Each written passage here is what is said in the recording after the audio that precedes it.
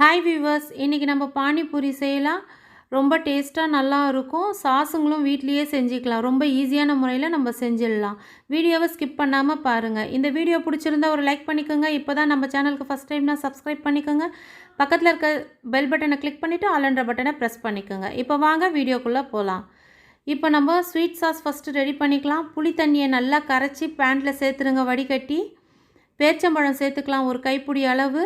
வெல்லம் ஒரு 1/2 கப் சேர்த்துக்கலாம். உங்களுக்கு ஸ்வீட்னஸ் இன்னும் கொஞ்சம் தேவைப்படும்னா நீங்கள் இன்னும் கூட சேர்த்துக்கலாம்.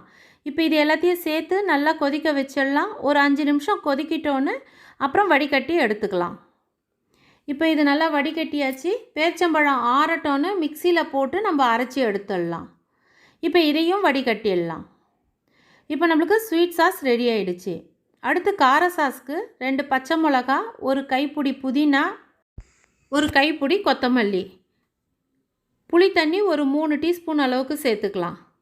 உப்பு தேவையான அளவு சேர்த்துக்கலாம்.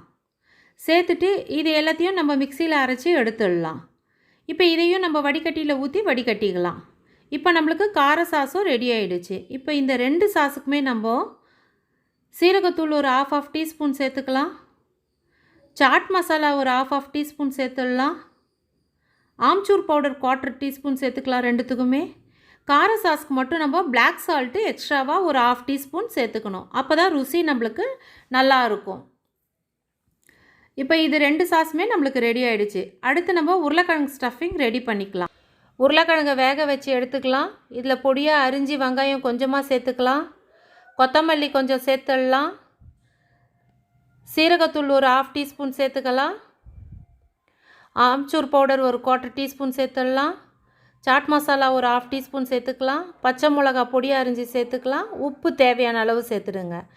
இப்போ இது எல்லாத்தையும் சேர்த்து நல்லா ஸ்மாஷ் பண்ணிக்கலாம். பொட்டேட்டோ ஸ்டஃபிங் நம்மளுக்கு ரெடி ஆகிடுச்சு. இப்போது பானிபூரியில் நம்ம உருளைக்கிழங்கு ஸ்டஃபிங்கை ஸ்டஃப் பண்ணிடலாம். எல்லா பூரியிலையுமே நம்ம இது மாதிரி ஸ்டஃபிங் வச்சிடலாம். முதல்ல அடுத்து ஸ்வீட் சாஸ் ஊற்றிக்கலாம். நீங்களும் இதே மாதிரியே ட்ரை பண்ணி பாருங்கள். ரொம்ப டேஸ்ட்டாக நல்லா இருக்கும். ட்ரை பண்ணிவிட்டு எனக்கு கமெண்ட்டில் சொல்லுங்கள் எப்படி வந்ததுன்னு. இப்போ கார சாஸும் நம்ம ஊற்றிக்கலாம். பானிபூரி நம்மளுக்கு ரெடி ஆகிடுச்சு. இன்னொரு புதிய வீடியோவில் உங்களை சந்திக்கும் வரை உங்களிடமிருந்து விடைபெறுவது சங்கீதா.